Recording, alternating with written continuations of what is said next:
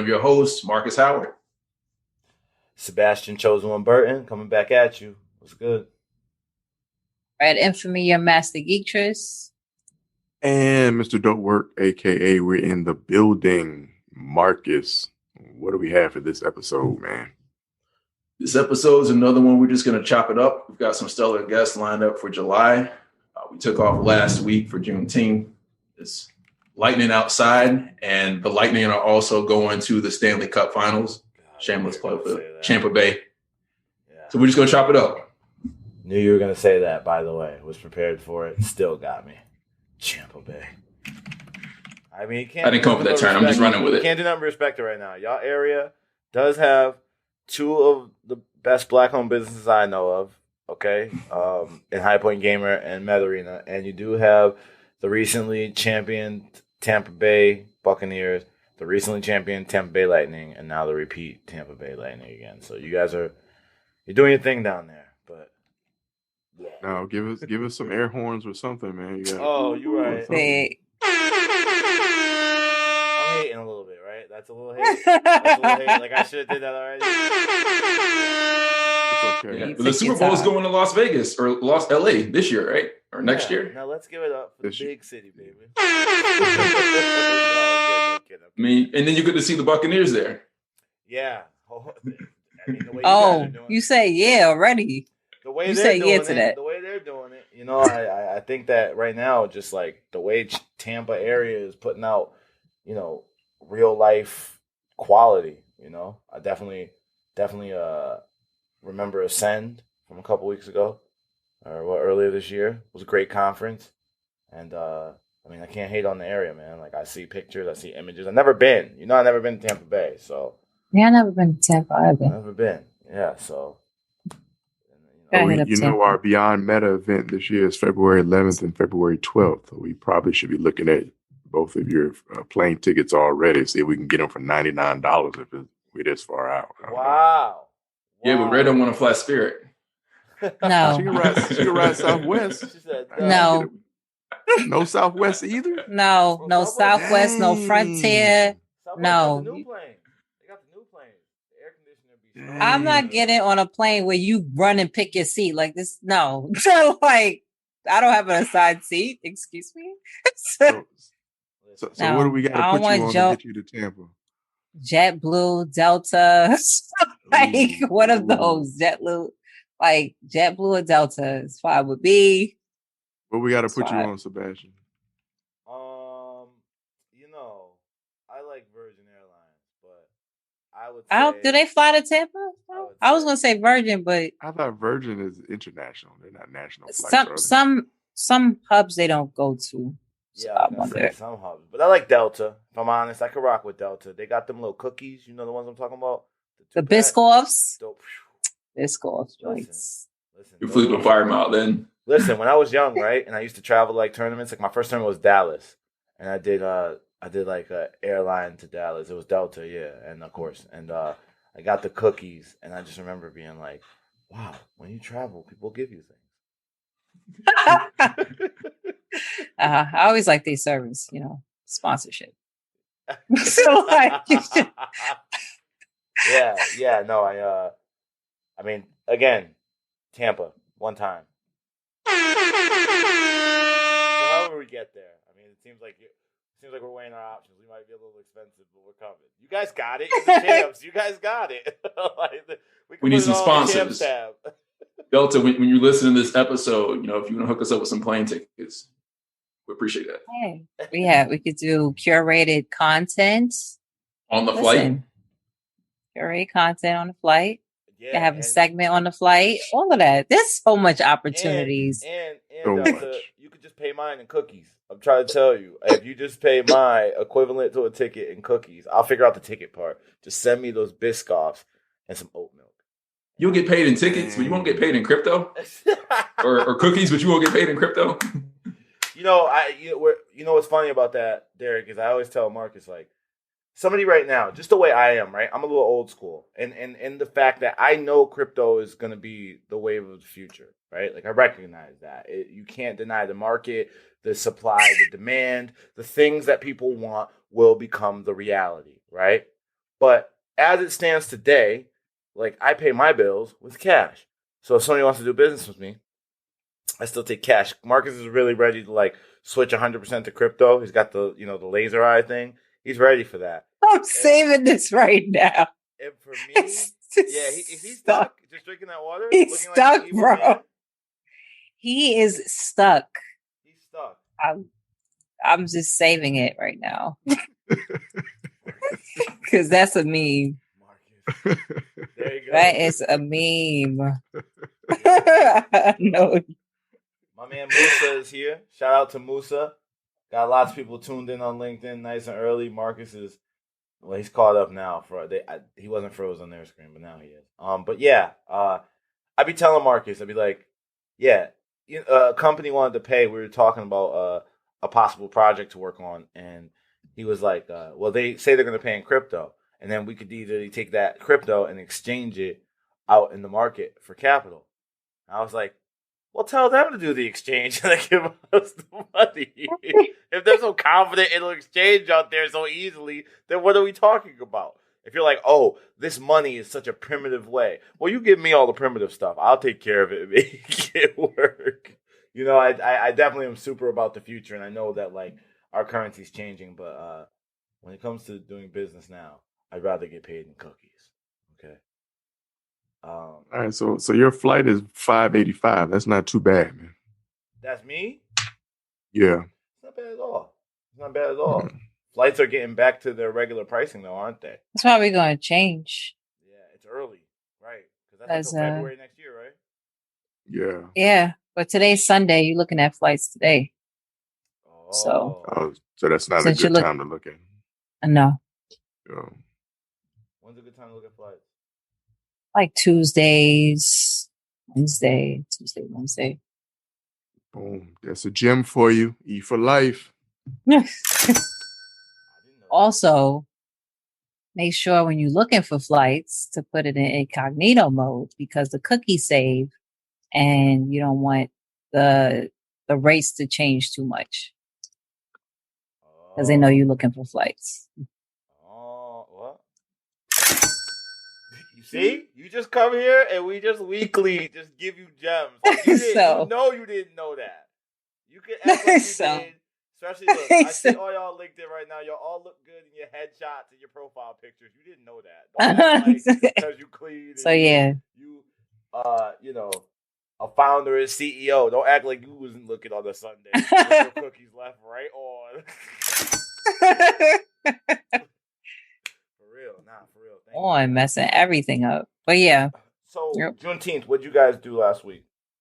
And what do you feel about it? What did the news kind of swept fast, right? It happened in like a 2-week time. It was like, oh, we're considering Juneteenth becoming a national holiday. Oh, we already put it through Congress. Oh, right through the Senate.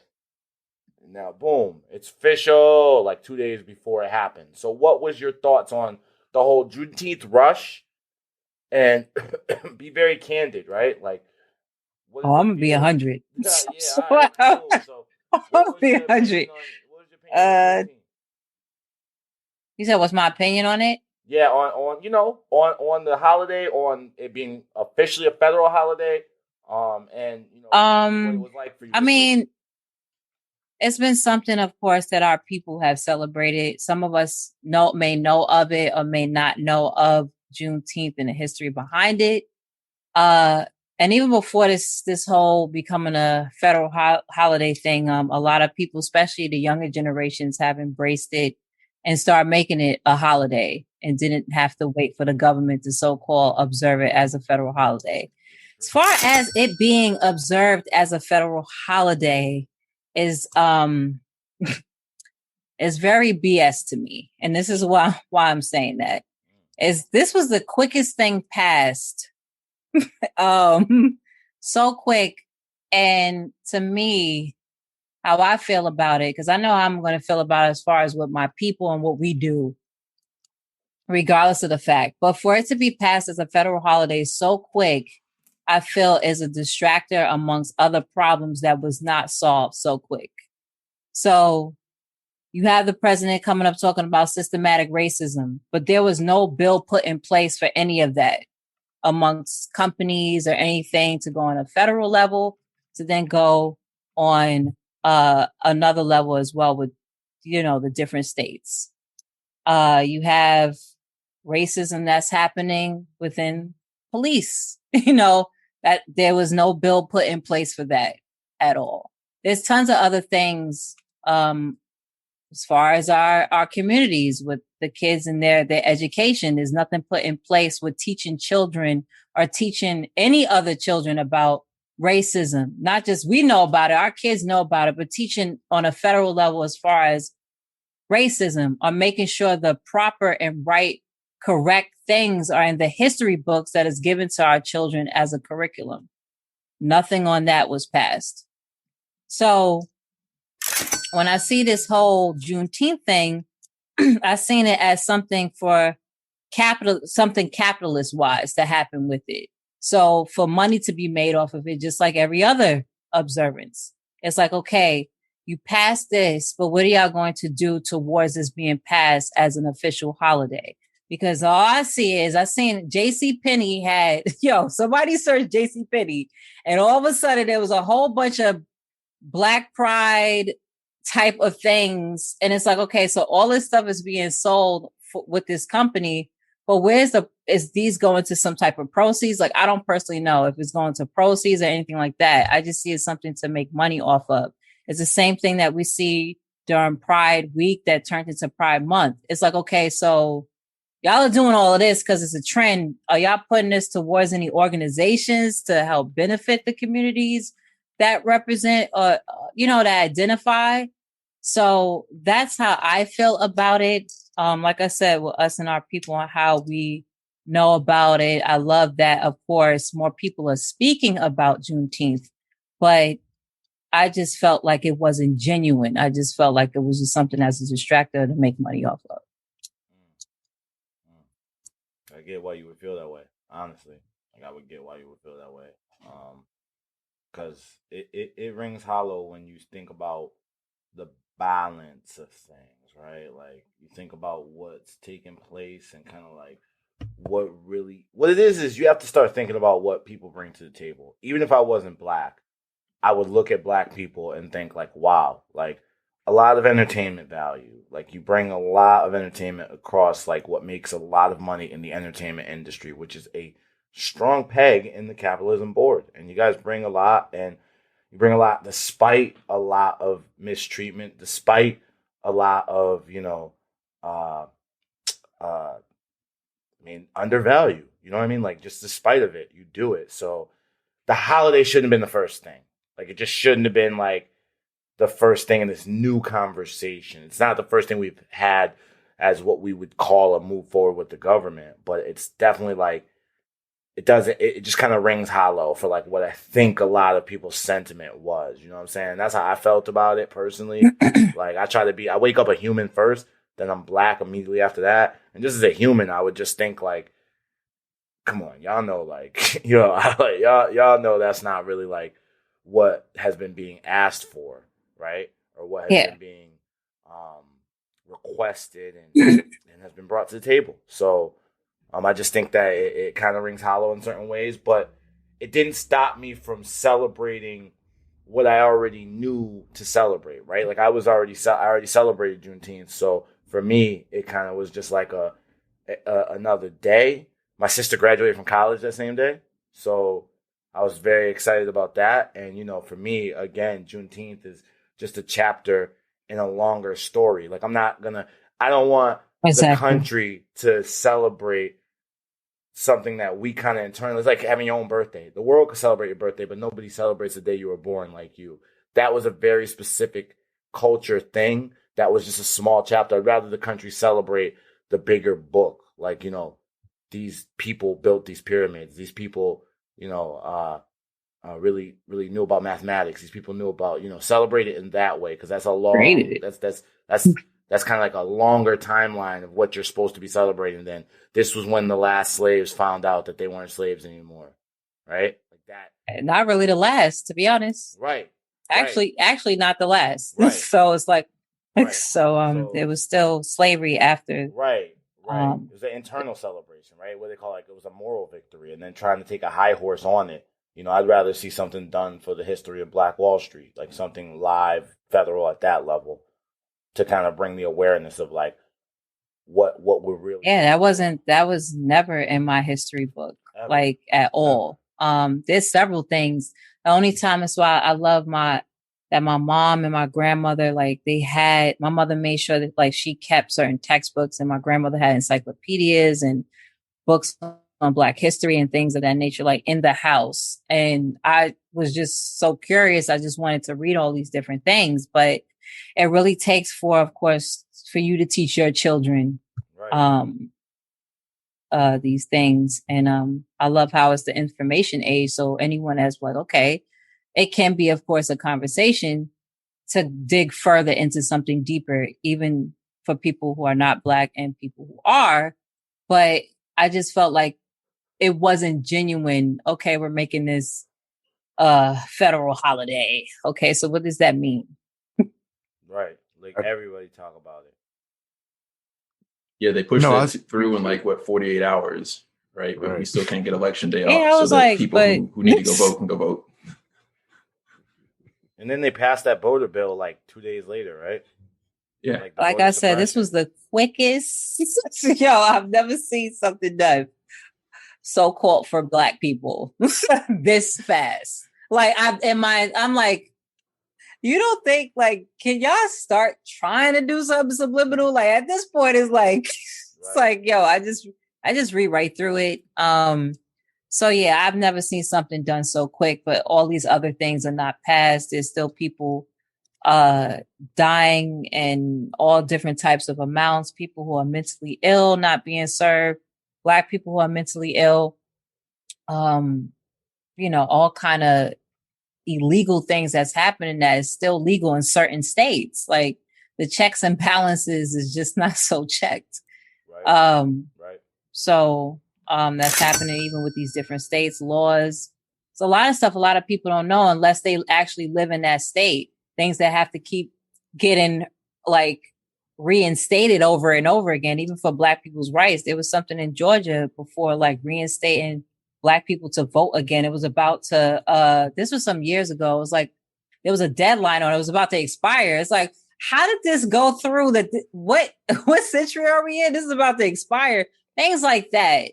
It's just tons of little things like that. But y'all was so quick to make Juneteenth a holiday. It's like, okay. I used to celebrate Juneteenth, and I think this was the first year that I didn't because they passed it. It felt like that cool dance that everyone was doing when it was cool and the mainstream caught on to it, and you're like, I ain't doing that dance no more. That's how I felt about Juneteenth. And I definitely was wondering who was asking for this. Who asked? I don't know any Black people who were like, you know what? It'd be awesome if we just had Juneteenth as a day off. It'd be. And what is the holidays? Yeah, what is it? Represent? What is exactly? That's what I'm saying. That's exactly it. There's a huge book. This is okay. So we've all said it now. So all of you listening in, who we love dearly, thank you for coming through. Y'all are gems, right? This is what you got to understand coming from my point of view. There's a long book on the history. First of all, until I got taught history the second time, because your school, my school didn't teach me about any of this. So until I got taught history the second time, I thought it all started with slavery and then how do we get here? So now as I growing into an adult male trying to find my history, right? Knowing Juneteenth is chapter 41 in a 6,000 chapter book. Right? Pretty much. It's why that's what a lot of people don't know. Why are you trying to pretend chapter 41 is the thing we should stop and really appreciate and value? What logic is there?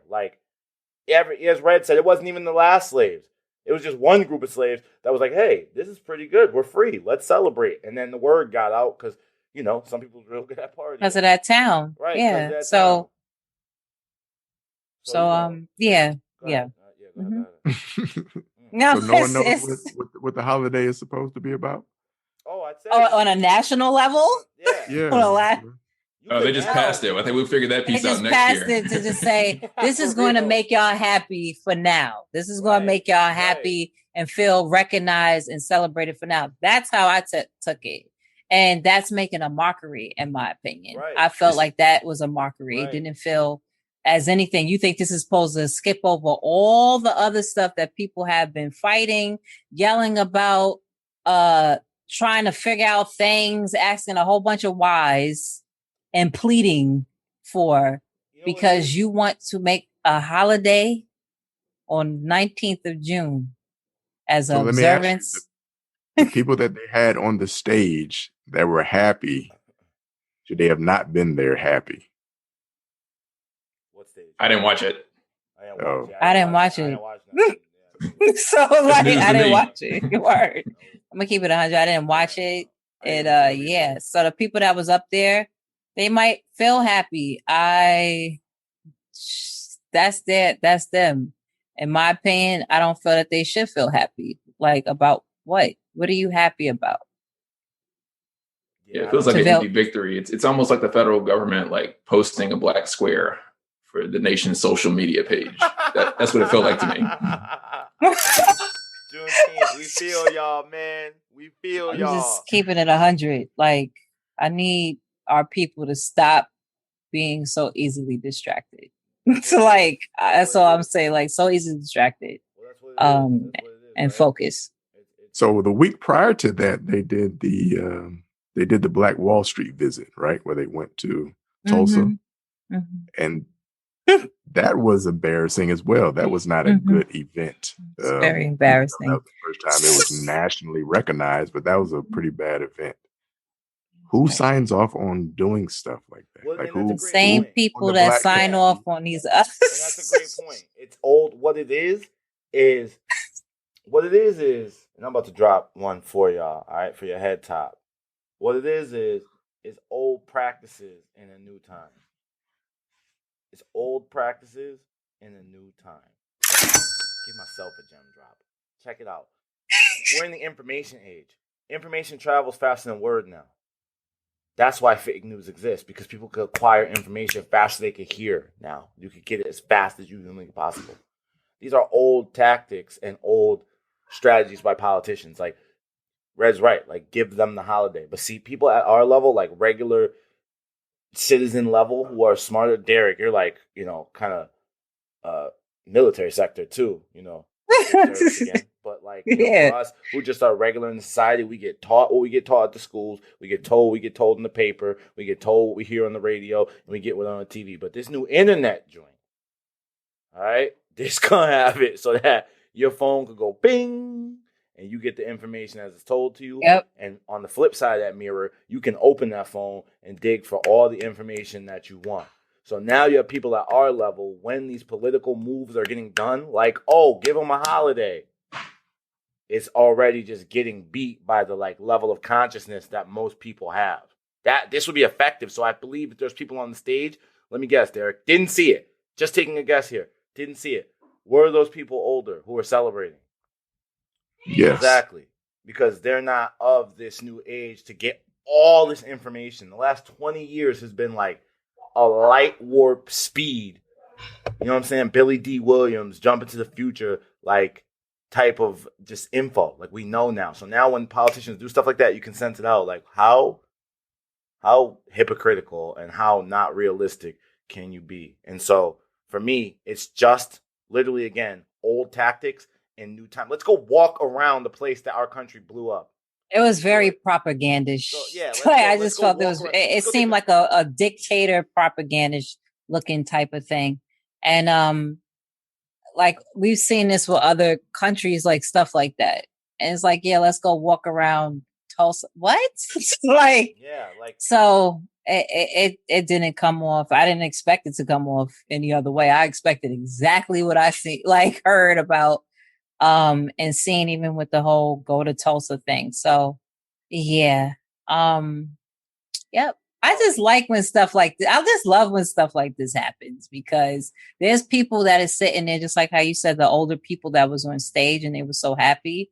You have even people even our age or in certain generations that probably have those same sentiments and don't look at things like that to see like, oh, wow, yeah, this is wrong. So like, and I didn't know because this whole time I thought this was being genuine. But when they start to see bull, like, damn, y'all couldn't even dress this up a little bit, like a little better and have certain things in place. It awakens people to certain things they wanted to be so ignorant to, because ignorance is a bliss and people get comfortable in what they're comfortable in. So I love when things like this happens because it just sheds light on things I've been saying for the longest. It's true. And I think, something for me, if you guys wanted to appease me, what a holiday for me would be, is reveal where the Ku Klux Klan is at all times. That could be the new holiday. Yeah. What would you call it? Reveal Day. Reveal. It's a reveal day. Reveal Day. It's the Watchman. Yeah, it's the new Watchman. For real. New Watchman. Reveal Day. Let me tell the new Watchman. Oh yeah, y'all reveal. The new Watchman. You the judge. Yeah, Watchman. You the lawyer. Yo, that you show. The police officer. We see you. That would be great because that would be more effective than celebrating these slaves got word they were free. It just doesn't make a lot. It's not something that like nobody put. And weren't actually. That's why I forgot who has the shirt. It says free-ish. Yeah, exactly. I mean, because there's the slave codes, right? Right. Like it's free-ish. There's no celebration of freedom.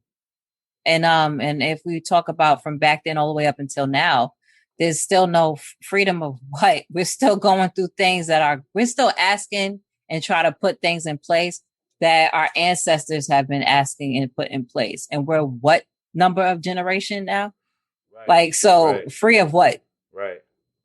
I think for me, like, I just wonder when, like, let's do a, like, private prison day, like private prison day. Like these are things that are like plaguing the country overall in the long run. Like these are things that the justice system. These are things in like 100 Right years. now. In like 100 years, you don't think people are gonna look back and be like, "Damn, this society right here, they was putting people in the prisons, and then all the corporations was using the labor."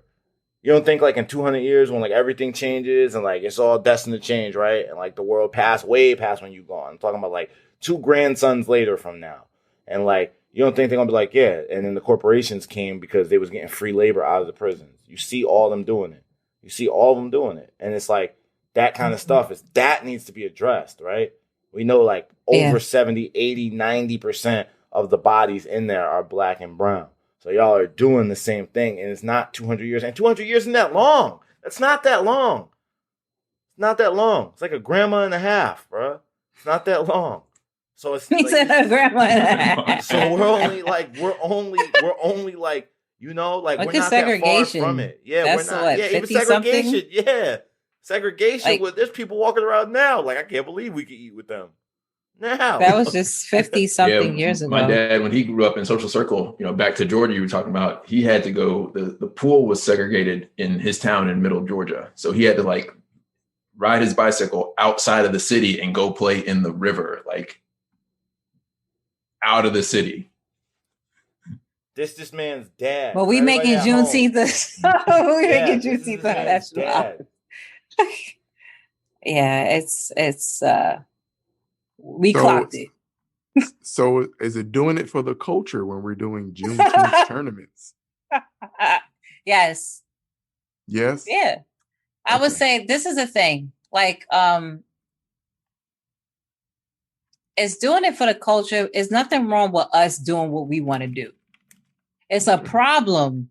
It's nothing wrong with us doing what we want to do. And if we want to I was on a panel for Juneteenth. You know what I'm saying? Like, it's nothing wrong with doing things that we want to do for what we want to do it for. It's a problem when others want to do a tournament. Let's do a Juneteenth tournament and make sure we have all these black. That's when I feel like that's a mockery, and we see it even during Black History Month. It's like, okay, y'all observe this we see the corporations do it. We see it within our industry of esports and STEM. Okay, we're going to make sure we have these black people on this. So after February, you're just not going to have the black people on. It's like, we see this all the time. It's going to happen again. Like I mentioned, even with Juneteenth, they're going to do the same thing again. Now, what we want to do, of course, we're going to celebrate our people 365, 366. And yeah, we're going to amplify it even more when it's Black History Month and when it's Juneteenth. It's going to happen. So I have a problem when we do it. I have a problem when others want to do it as if like they're trying to be genuine or allies towards something when, of course, it's not going to come off as that. Yeah, agreed.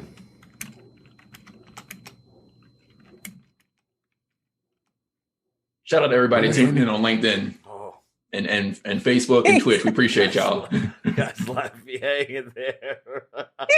You looked up like... What were you saying, Derek? Go ahead. Now, I was going to say, did anybody recognize any Juneteenth activations that didn't have us in it? No, I didn't see it. I didn't see anything like that. I saw. Yeah, I mean, most of the Juneteenth things I did see was Black owned. From what I seen, I don't know what was out there. And I was happy it was happening, but these different cons and certain stuff was happening. I believe in before this became a national holiday anyway. This is stuff that was, that we already was celebrating, just like how we said before. We was already celebrating this amongst ourselves and with our people. So for the most part, I only seen things curated by us and for us. I didn't see other companies except for, like I mentioned, JCPenney. When they had, if you search Juneteenth, you see all this Black Pride stuff. And I was like, it's cringe. Oh, and Food and Wine. Food and Wine had, I was like, yo, are they serious? They had a curated recipe for Juneteenth, and it was grilled watermelon. Oh, wow. And people was like, is this a joke? It was like, wait a minute. Y'all lying, right? Like they were dead ass. They had grilled. First of all, who grills watermelon? Number one, okay, it's water with melon. Number two, you don't know that's a racial like stereotype towards Black people. Even though everybody loves watermelon. Well, that's the side. That's the side of it. That's racist because. If you guys didn't know that, Thomas Edison started that. He made like a video that showed two like Black workers out by the power lines, like eating watermelon. And then it like got out as like a joke or whatever when cinema first came out. But as a vegan, I have to tell you, grilled watermelon is delicious. So I'm not gonna let Thomas Edison or nobody take that away from me. Well, also, I learned that for watermelon, that was the initial economic boom for the Black community because most of them had watermelon. Like, that's what they came up on. See? I didn't know that. Didn't know that either. That was released on it as a way to kind of do a crushing blow to the economic impact that Black farmers were getting because of watermelon. See, and they try to twist it and turn it around into something else. Bad. Yeah, and that's the part, like, again, sign me up when reveal day. Reveal day. Well, wow, I did not know that. That's what I want. The Black farmers. What was in the news this week about Twitch? Yeah, Twitch had 2 short-term bans for 2 of their most popular, or not maybe the most popular, but 2 of their popular content creators, Indie Fox, and I always butcher the other lady's name, her Twitch handle, Amaranth. I know you're talking about. I see her name, but I never have to pronounce it. For sexually explicit content. And I'm not a Twitch power user. The last Twitch stream I didn't even know that I didn't have the recording set on. So that episode is completely gone. Right. But as I understand it, there's a meta, and that's how you get to the front page. And these streamers are abusing the meta in order to get basically views to drive to their OnlyFans. So depending on who you ask, it's basically softcore porn on Twitch, where you've got 13-year-olds on. Right. And someone educate me in the comments. Educate me if I'm wrong. But my concern is I don't believe that the terms of service are being evenly applied across all content creators. Right. It's hard to do, but it definitely needs to be better than what it's been with Twitch. Like there's no question. It's depending on who you want it to be, depending on how their popularity is, depending on how how big the press on it gets, right? Like how big it gets. We've all still been a part of racist streams, racist things like that, and it doesn't seem like that matters as much as like now the hot topic is somebody's going after all the hot tub stuff. So now you're seeing swings of the band hammer to be like, look, we do care.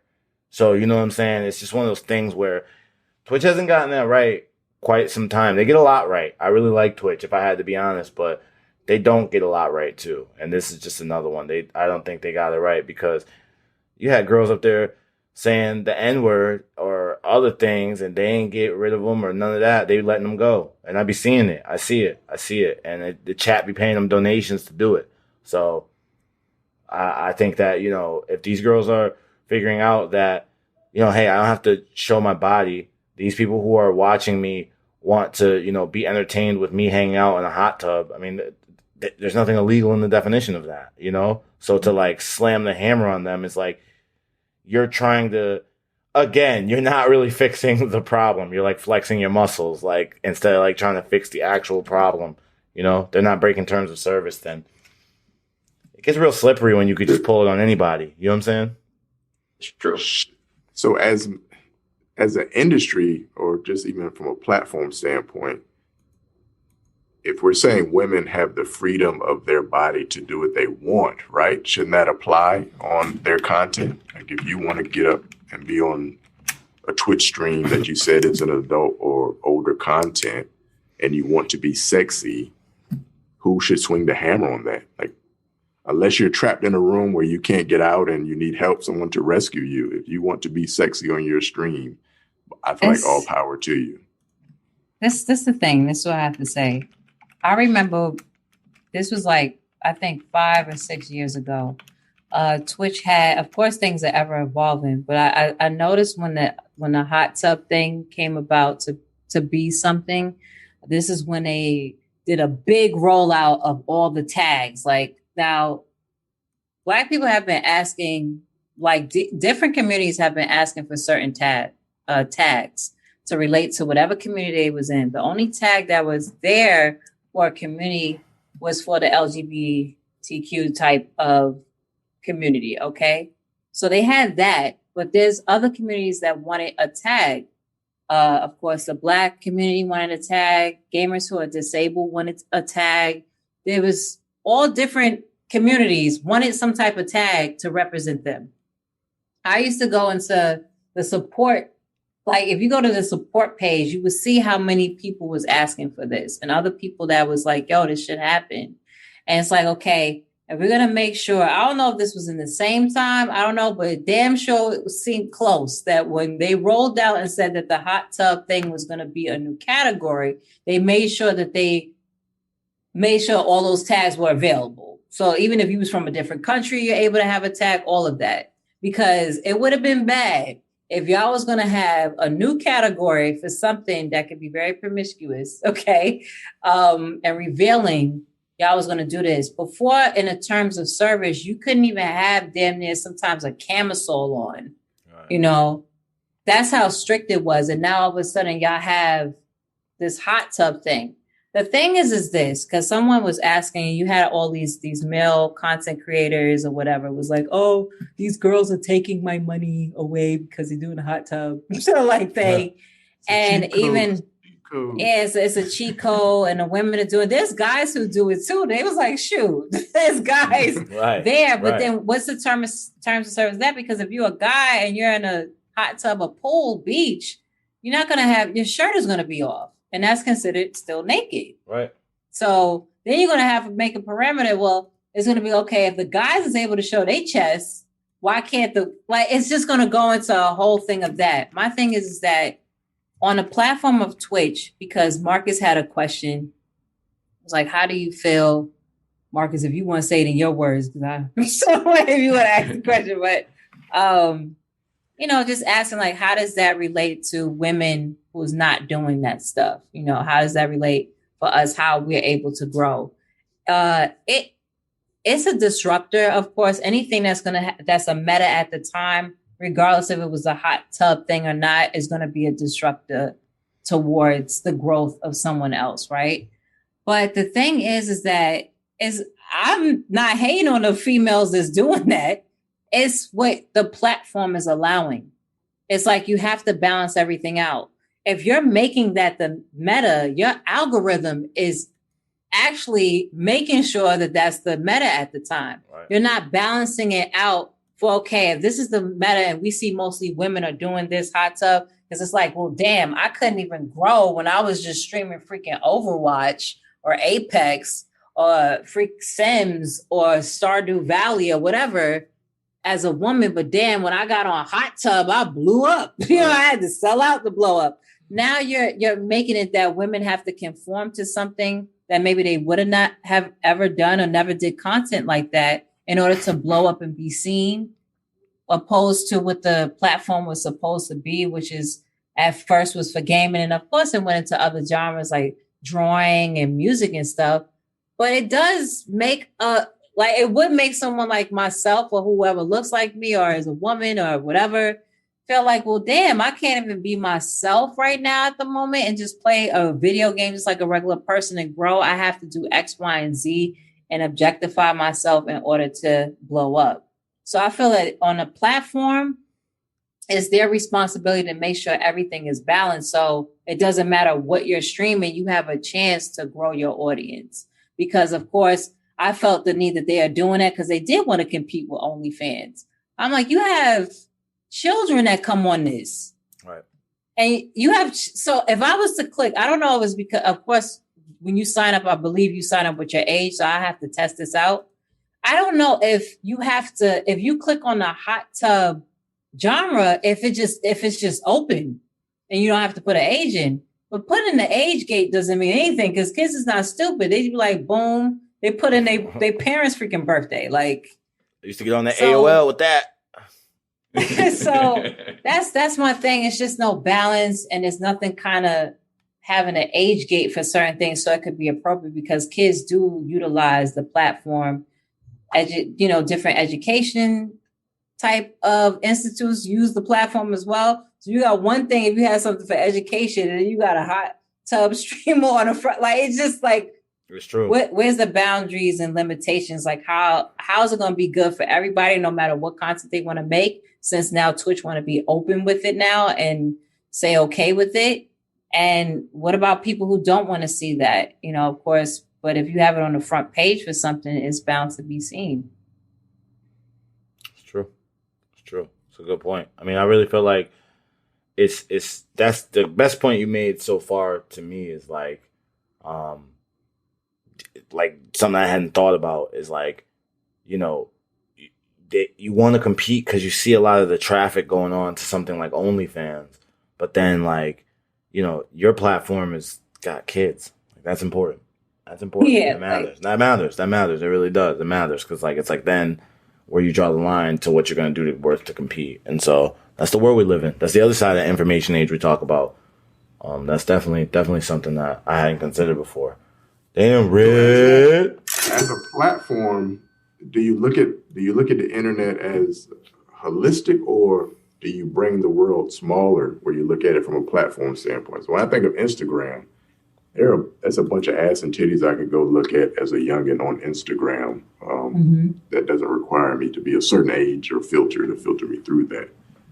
So then for that to not carry on over into Twitch land, I feel like it's a little naive to think, well, we're going to make Twitch wholesome and the kids are going to be protected and okay. And it's like, no, that's a lie. If your child is interested in searching for that type of stuff, it isn't going to be, what? I was wholesome until this darn video on Twitch popped up. But that's ruined my life. That's not true. That's the thing. Like the reason why, like you made a good point. Like with Instagram, yes, kids could go and shoot on Google alone.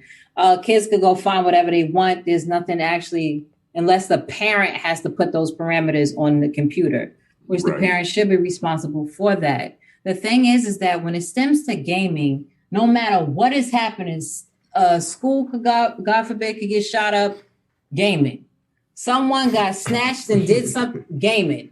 This happened to this person and harassed gaming. Everything always, for some reason, they just want, because gaming is not the way they have, what they've done in the entertainment industry, with the music industry, with TV and other stuff, they was able to regulate and get money off of it a certain way. With gaming, they haven't found that yet.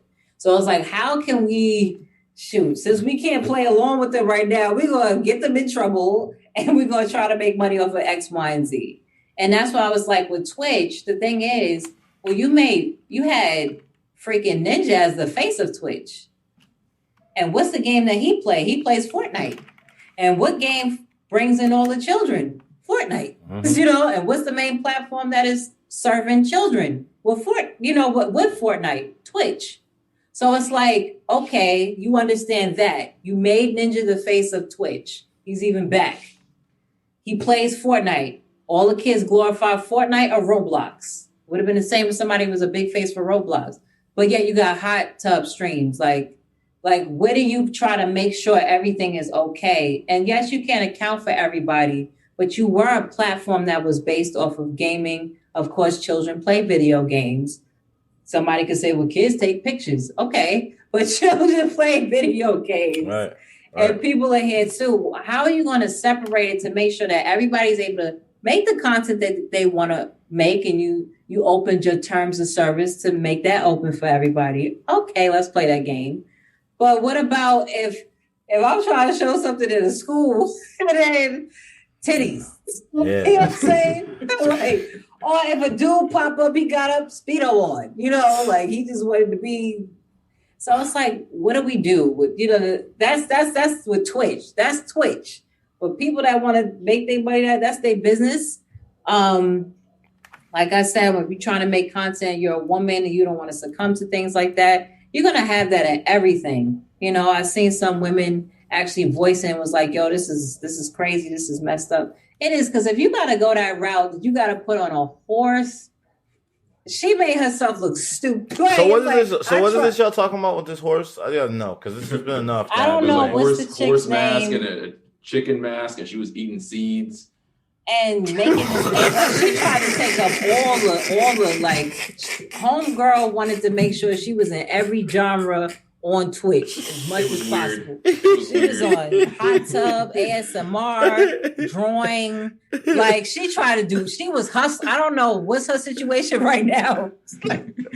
But she sold out completely. She said, F it, try to make this bag. I've got these different masks. I'm going to be in drawing. I'm making all these goopy noises and slopping. So part of me recognizes the sellout part of it, right? But I'm also not naive in realizing that the gaming from a stereotypical standpoint, there's a large audience that has to enjoy women digitally. Yeah. Yes. And they're going to make money off of that. Mm-hmm. Yes. Yeah. It's true. And I feel like I shouldn't stop that.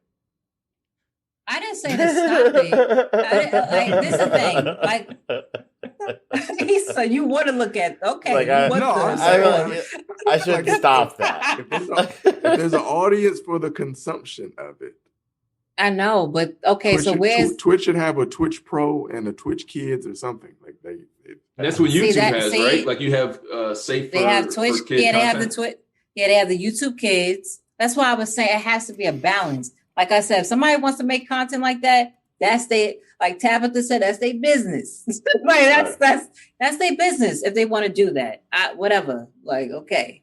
But in the same breath, if it is stomping certain people's content, there's people that, they are women and males and females are getting upset about it. They're like, yo, I noticed that my such and such went down because or there's been people like, yo, well, how about you do a hot tub thing? No, I don't do content like that. You know what I'm saying? Like I had a homeboy that made a suggestion like that being funny. And I'm like, no. So you know what I'm saying? You even see my cleavage on the stream. It's not you know what I'm saying? So people who want to do, that's their business. If they want to do their content like that, I still feel that, okay, how are you growing other women that wants to do their content the way they want to do it serve for all genres and whatever they want to do. And like you mentioned, Mark, if there is something like a Twitch Pro or something that want to pay for that, just like how OnlyFans have, that they have for people to create whatever type of content they want to create, but it's behind something, you know? So yeah, of course, guys is women a lot of times is going to get more donations than a guy will because the audience that is served. My YouTube, my numbers, I have mostly men that watch me. It is what it is. This is men that watch me. Like I can't, and this is women that watch me. Like it is what it is. No, right. I understand that. I have a question. What type of content do females watch when it comes to Twitch content? I don't know. We would have to see the numbers on that. I mean, a lot of times, even let's just make a lot of times women are watching other women a lot of times that are streaming too. And even like with the YouTube algorithm, I don't know how it is, but when it comes to gaming, what I've seen from myself, I was like, there's a lot of men, but I know a lot of women that watch my stuff. How can I get more women to watch what I'm doing? Maybe it's not the game that I'm playing that they're interested in. Like, I have no idea. So that would be interesting to actually see those numbers. Like, what do women actually watch on Twitch? Well, are they inherently, like, guys are like marketed to, just in general marketing, guys are marketed to like the things that happen in video games, right? From little kids, like exploding cars, cool things. Yeah. And then, right, you know what I'm saying? Yeah, like exploding cars. And if it's for the little girls, we got sparkles and makeup and things like that. So we wasn't into that right, stuff. Right. It's like just they spend millions brainwashing you. Like, you need these lashes, you need this, you need that. So then, like it's not, I don't want that. It's not cool, right? Like, it doesn't make any sense. It's like, so. What about the geek woman? How are you marketing to the geek woman? Right. And so I feel like that's always been a challenge in the video game space. And it shows up in the community. It shows up everywhere that, like, you know, girls are nasty at games. I know some girls who's nice at games and they don't get none of the respect because it's just like, you know, the way that from marketing from small, it's like boys do this, girls do this. And it just shouldn't be like that because there's some girls who's nasty at games. Like, you should, you know, Red, I saw you playing the old Ratchet and Clank. It got me to watch the new one getting played because it got me like educated on all the old stuff because I never had played Ratchet and Clank. So people just I had never played it. Yeah, no, I had the dude. I guess I can understand. You was focused on a whole bunch of fighters, and even like back in the days, you still didn't play it. Wait a minute, let me skip over that. Even back in the days, somebody handed me the controller. I played it for 5 minutes, but I never like bought it, played it, followed the series. You know what I'm saying? Okay, all right, okay, you have a chance now. But you educated me on the stream, just knowing like that was just dope, and I would rather have you telling me than some dude I don't know. So I think there's a space for women to have. I think right now, like you said, a lot of women are like, yo, I got to do the hot tub thing to get this loot because at the end of the day, we live in America. It's about capitalism. So a lot of this stuff is like you're just trying to make money. It's not really like what's right or wrong, but you can fix that from the seed and the soil. But homegirl was a Swiss knife for all this stuff. Marcus said, at one point she was eating seeds. I didn't know. You have to look at it. I don't know what rent she had to pay. I don't know who she owed money to. But homegirl was doing everything at one time. She was a Swiss knife of what in the hell is going on? And you know, it was too much. It was. She getting was mission. She was because it's because there are weird people on the internet. I just hope that these this doesn't open up for more weird stuff. We're gonna have Twitch feet streams and it's like. So as a true journalist and a true professional, is it offensive from a branding standpoint when a brand manager tries to amplify a female professional or content creator's beauty as part of their brand building? Is that offensive? No. If we say, hey, you talking about me personally, if that was the case. Mm-hmm. I don't think so. You know what? You have a nice sized breast. You know, we should put you in this shirt. We should put your hair back like this and give you these type of glasses. That's crazy. And tell you to put on this type of lipstick and watch. They doing that too. They doing that. See, but why I gotta be the breast? I'm So I'm saying, like, like what I'm saying is like that's picking a certain part of beauty. It's like, okay, the main part is all right, because that's gonna happen. Okay, this she has a nice figure, maybe we should get her these deals with this and that. I get it. All right. Because everybody that want to be, I get that. She has a nice figure. Oh, she's built. Let's see if we can get her with these brands and whatever. That's going to happen. Oh, she has this type of hair. Let's get her with these brands or whatever. Oh, she does wear makeup. Let's get her with these brands because she wears makeup. I get that. The thing is that it becomes offensive when every deal is objectifying. You know what I'm saying? Like, damn. Right. Because of course, okay, let's say a full figure girl, okay, let's get certain deals because she is full figured. That is liberating and that is inspiring. But it's like, okay, because she got a nice rack. Damn, can you at least make it subtle in some type of way? Like, okay, can you first see this first? My face? You think I'm beautiful? Okay, cool. There's nothing wrong with trying to get things or trying to amplify that person because of what they look. It is what it is as marketing, but you also have people to identify that'll be more common who may not look like this person. Look what Victoria's Secret is doing right now. So what Victoria's Secret is doing right now, they don't have the whole angel thing anymore. They don't. They don't have the supermodels modeling their lingerie anymore. They have people that look like regular people. They're still beautiful. Rihanna they still have bust that up. They still have women. They still have women that look beautiful, but they look more common to the regular person that's not sitting here looking like a Barbie doll that know damn well they don't have that actual body type. We have full figure women now. You know what I'm saying? Like, and that was even a beauty back in the days, and then it got diminished, like in more modern times. But now they have people that look more common and still beautiful and talking about those things. Now they want Victoria's Secret brand to be liberating for women in general and can still feel sexy. So you can change things to be beautiful and sexy at the same time. Same with Rihanna's Fenty Savage line. It's still sexy, but she has all different types of body types. So everyone can feel like, hey, you are marketing to me. I'll go buy your stuff. Right. And that brings in a good point, and especially because Aziz is in here kind of backing up your point about, Twitch and YouTube never had boundaries and attack their content creators when they get caught. I think that sums up pretty much what we're talking about. Like, there's a thin line between like you letting them do it, and then when it gets PR bad, you're like, yo, we told you. So I think, but you created it. Yeah, like that's what I'm saying, right? Like, there's the thin line. But I think it goes into a bigger conversation. Marcus, you're constantly preaching this, so I'd love for you to add on before we get out of here. I feel like with, while it's a great moment for esports and gaming and in general, I already had an issue 2-3 years ago when ESPN, the now shut down ESPN esports division, came out with the Ninja saying he was the best gamer. Like, he could 100% be the best gamer or whatever. Like, anybody who's been a gamer in history is like, I will bust your ass.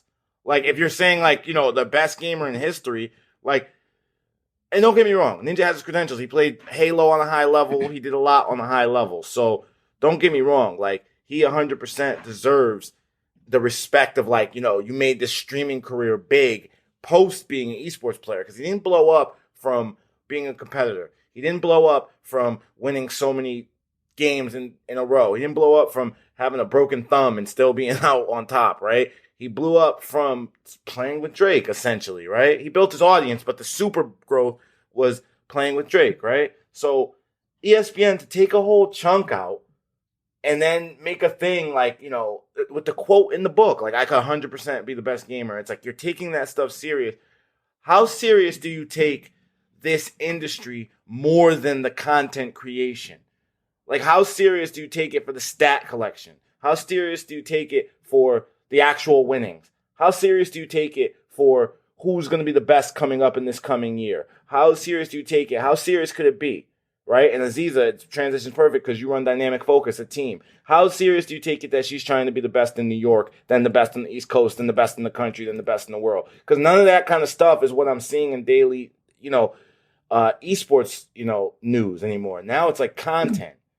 Now it's it doesn't seem like FaZe Clan was just on the cover of Sports Illustrated, another magazine. Bronny James is up there. He's not even professional in basketball yet. And confusing talent and substance and impact with popularity. That's what esports is doing right now. Right. It's not right. It's like how are there these really nasty gamers out here who are doing really dope things, like really pushing the skill set to the next level that what we've seen, and it's just being like, whatever, you don't have this many views, whatever, this is LeBron James' son. No disrespect, all love, but like, what? How are you better than? We was just interviewing Bugsy a couple weeks ago. He was the only diamond on Knockout City. The game only been out for like 2 weeks. Shouldn't somebody be looking over there and seeing? Oh, because he doesn't know how to time his tweets for 12 and 3 o'clock. That's going to affect his career and whatever. That's real played out. I don't really like that. Yeah. I really think the culture, that's just my opinion on the culture. We're going to do what we got to do, right? Here at E4L. I think that's because the culture is based around the money comes from people that don't care, right? So if I'm coming into an industry that I don't really care about, what do I care about? I care about eyeballs. I don't care about best of nothing. So therefore, the people that are popular are going to be the leaders in the industry because the money is coming from people. Yeah. I don't care if you're number one on Mortal Kombat 11. Like that means because they don't make money. It's not. Esports hasn't established itself that it makes money on being the best like other sports. Right.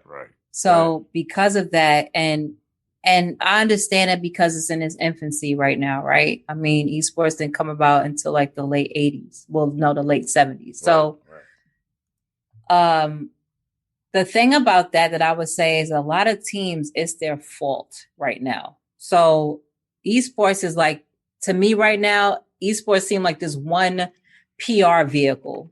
It's not really accentuating these different teams and the players. So when I look at, shouts out to my friend Contraviction, dope content creator.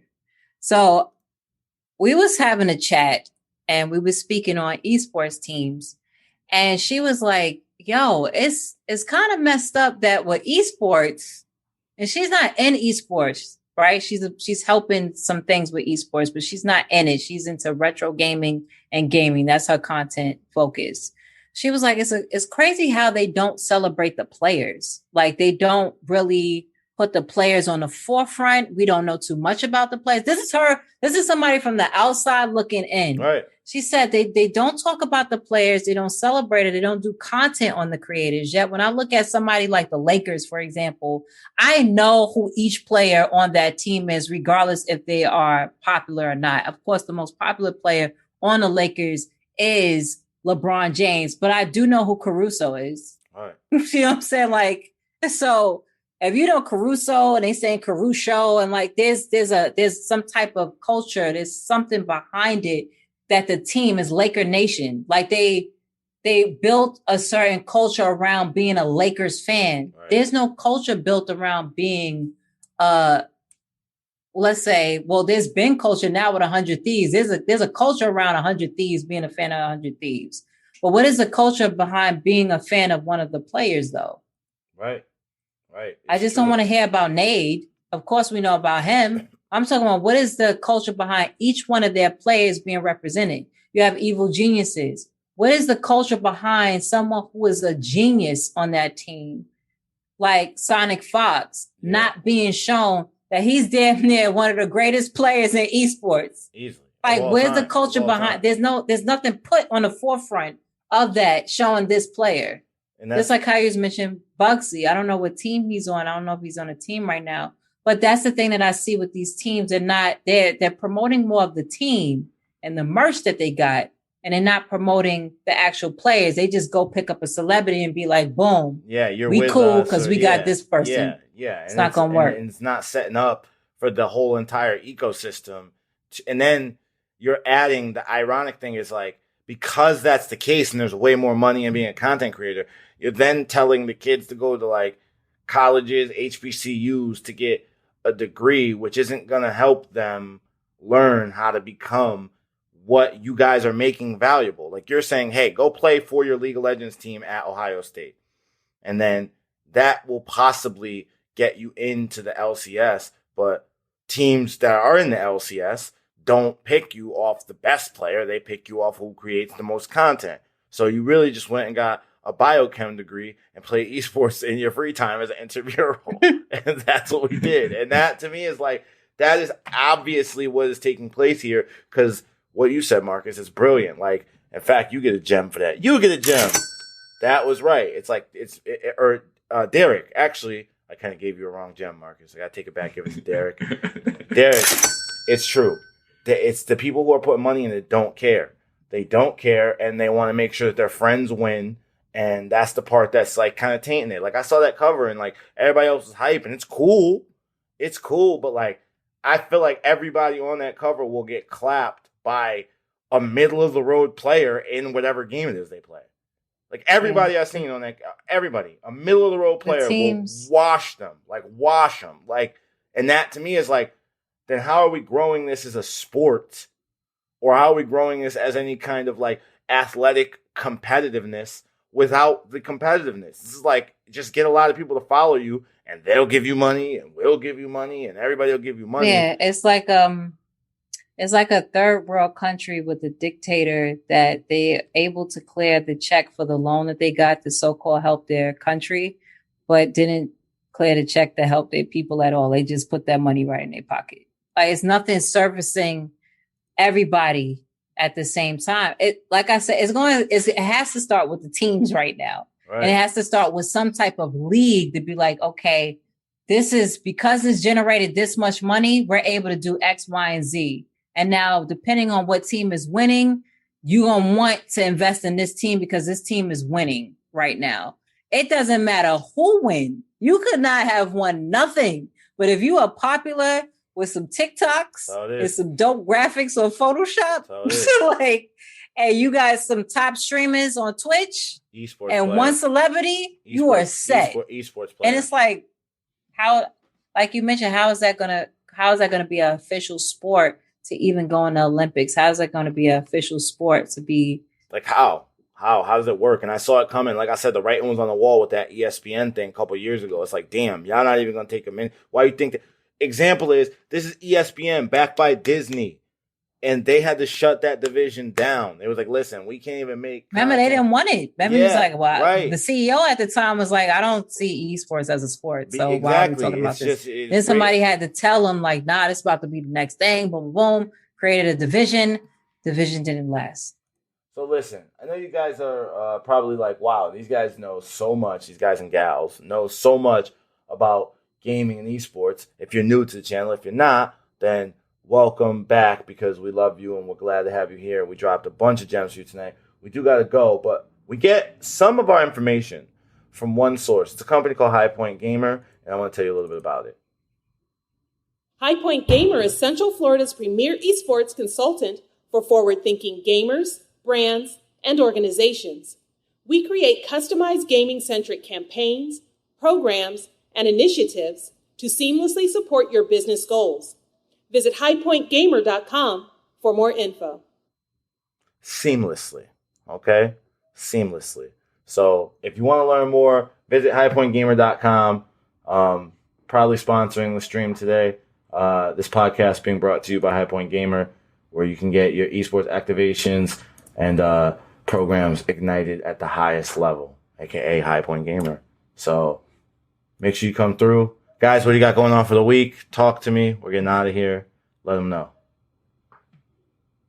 Speaking over at University of Kentucky on Thursday about crypto careers and the importance of diversity and inclusion in gaming. I got another project that I'm not sure I'm cleared by the government to talk about yet. So I'm going to talk to you about it next week. John Stewart. He is John Stewart. Green Lantern. We got that. That's a button. That's a button I would have to add, the Green Lantern John Stewart joint. I got you. Yep. What about you, D? Well, when the grind doesn't stop, we're still trying to make Central Florida the esports destination, man. Love it. It's expensive out there in the West. Yeah, man, and I'm telling you, they keep winning championships in Tampa Bay, so I might as well take a look. I'm looking, and it's only 5. So, God, I hate it. How about you, Ray? I do speak to a couple of more schools in conjunction with Generation Esports this week, so I can't wait to see the schools that I'm going to speak to. Try to help these kids figure out what they would love to do in esports and all the different possibilities except for entertainment. So that's what I got going on so far this week. That's incredible. I mean, it's about time you start educating them. Lord knows the world needs more red. That's what I said. If you ask me, that's what I'm going to tell you. For me, really excited. Course comes out tomorrow. So if you're ready to learn about... seen the snippet. Facebook we need ads. an air horn for that one. Where's the air horn? Yeah. You know, big deal. We've been working on it for a long time. Really excited to share it with you guys. If you want to learn how to run Facebook ads, YouTube ads, and learn how to close sales via DMs, via emails, via Zoom calls, this course is for you. You know what I'm saying? You know, Marcus can attest. You've seen me do it up close and personal. You know, there's a formula. And once you really get it down and you start getting, you know, enough leads in off of your ads and you start closing enough percentage of them, it's a really good feeling to know, even when you know, life goes like this, right? But when you know, no matter what part of the journey you're at, you know that you have a tool or a skill set that if you tap 7 out of 10 people on the shoulder, they're going to say, well, yes, I could definitely use that. You'll always feel confident. And that's what E for Life is about. And I'm excited to share it with you guys. I can't wait. We got our first free training tomorrow. So I want to give you guys, I'm putting it in the LinkedIn chat. I'm putting it everywhere else. The link, you guys can register. It's 11 a.m. tomorrow. So hopefully you come through. It's going to be lit. Pacific time. Pacific time. Thank you. 11 a.m. Pacific time. Thank you. But yeah, got some gift cards to give away. PlayStation, Amazon, Xbox, Game Pass. Got a bunch of stuff. So make sure you come through. I put the link in the chat for you. So don't act like I didn't. So you didn't get invited. You're invited. 11 a.m. PST. So Chosen, this is always like a hot topic and a buzzword. So is this a great extra stream of income? Yeah, for sure. I mean, I think here's my deal, right? A lot of these coaches and gurus and marketers, they're going to tell you can make a bunch of money on Amazon. A lot of them are going to tell you, you know, this, you can make $30,000, $45,000 a month. My best month has been 13 grand. Here's the reality of it. It's what you can make it. But I know that when you have the opportunity, you feel much better about life. If you don't feel like you can do anything but just apply for the next job when maybe you lose a job or a job goes on furlough or whatever. Look at what the pandemic. Nobody knew that was coming, right? Things just happen. If you lose something, but you knew you had a skill that was in high demand. You feel me? High demand. I could walk into any restaurant and ask them, you guys want more customers? And instantly the conversation is, okay, talk to me more. Instantly. There's no place I can't walk into and say, do you want more customers? And when you learn how to run ads and you learn how to, you know, get the right people to the right products, it's just really a game-changing experience. But yeah, you can make a lot of money. Don't get it twisted. A lot of money. But there's a lot of intangibles to making money. You all know that. You know what I'm saying? A lot of intangibles. It's more about you, the person, when it comes to making money. But just as far as the skill goes, man, if you want to reach, I have an image that I'm going to show on the thing tomorrow. I should have brought it up tonight. But a pair of Jordans is like $350. What I know now, like $350 going to ads will make you like $6,800. So, you know what I mean? Like, if you know what you're doing for my product. So, like, if you know what you're doing with your product, you got your margins right. I don't know why you wouldn't want to. People are on Facebook. People are on YouTube, right? When people are on TV, TV ads were the most expensive thing in the world. When people were listening to radio, radio ads were the most expensive thing in the world. We're still in a time where, like, Facebook ads are still like 80 cents a click, 2 cents a click, and you're just giving them a chance to see your product. You're just giving them a chance. That's all you're doing is showing them your product. And how many people have you shown your product today? And I'll tell you how many sales you had today. See what I'm saying? So it's a good thing. I'm really excited about it. I worked really hard on it. I'm super excited. I'll be sharing a bunch of stuff more in the post. But tomorrow, 11 a.m., the link is in the chat. 11 a.m. Pacific. Thank you guys for... It's 2 p.m. Eastern for those of you. Yes, 2 p.m. Eastern. 2 p.m. Eastern. I'm so excited about it. You see, look, I'm perspiring. I got hype. Okay, yeah, we need that link so I could be up in there with my notepad. I got hype. I got you. I gave it to you, and you know I'm gonna give it to you one-on-one. I got you. So we good. Yo, thank y'all. See you tomorrow. And see you guys next week. We got a guest, right? Is that right? Or no? We're back again on the Dolo squad mission, which I enjoyed today, by the way. P.S. Are we back on that, Marcus? I think it's the 4 of us next week, and then we got Keisha Howard is going to be joining us on the 11th. Okay, so we're 4th of July. All right, cool. Let's bring some heat for the 4th of July. Yeah. Yo, thank y'all for coming through. As always, it's your squad dropping gems for you. I hope you had a good time tonight. Holla back. Get your dollars back. We'll talk to you soon. So we can all eat your life. Later. Peace.